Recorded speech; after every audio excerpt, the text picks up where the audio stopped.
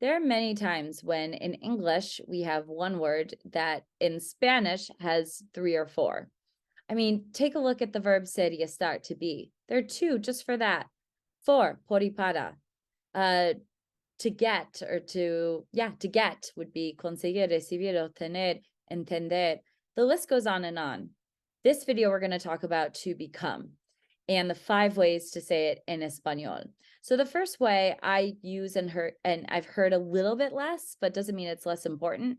It's convertirse en. So convertirse en is to convert into or to become. So if you want to say to convert, this obviously is the best verb to use, but it's also used to become.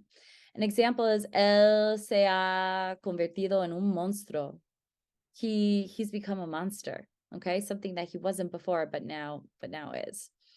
And then the other 4 that I hear a little bit and use a little bit more are, first of all, hacerse. So hacerse, I personally have learned that you use it with relationships, like budding relationships, such as friendship, maybe novios.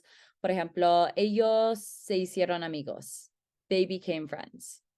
Hacerse. The other way you can use it is with professions and kind of getting to where you want to be. So, por ejemplo, él estudió para hacerse abogado. He studied to become a lawyer. And hacerse isn't the only verb you can use with that. I personally have learned llegar a ser over hacerse, but hacerse is perfectly fine for that too. So, un ejemplo, llegar a ser is to, again, to move up in some way, whatever it is. Professionally is the most common. Un ejemplo de eso sería, él llegó a ser presidente. He became president. Okay. O ella llegó a ser famosa. She became famous. So it's not necessarily a noun that you need after, but something where you become or you're moving higher up, whether it's professionally or, which mostly is, or potentially personally. Now, when we're getting to personal to become, there are 2 verbs for that. And they have been in the past mixed and totally fine. But the rule of thumb is ponerse is used with emotions. So ponerse feliz, I mean, feliz normally takes ser, but it can be ponerse feliz, ponerse triste, ponerse enojado, enojada. The list goes on. Un ejemplo es, ella se puso triste. She became sad.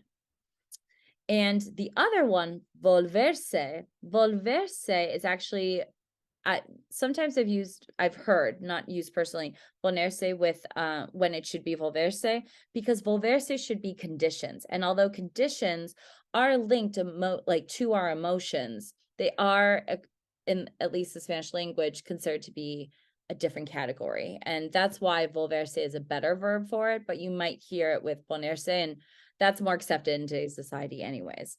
So an example would be, what are some conditions? Well, ansioso, nervioso, loco. Por ejemplo, they became crazy. Ellos se volvieron locos. Okay? Ellos se volvieron locos. Again, it's volverse plus the condition, which it is an adjective, but it's treated as a condition over an emotion. So why don't you try one out in the comments if you want to see how to use it, see if you have any questions, and you can throw them in the comments below. And in the meantime, if you have not subscribed to MakingSpanishSimple.com, go to my website today, because more videos and content on my social media and on the website will be up and running. It'll be refreshed constantly. So put it in the comments below, practice the verb to become, y hasta luego.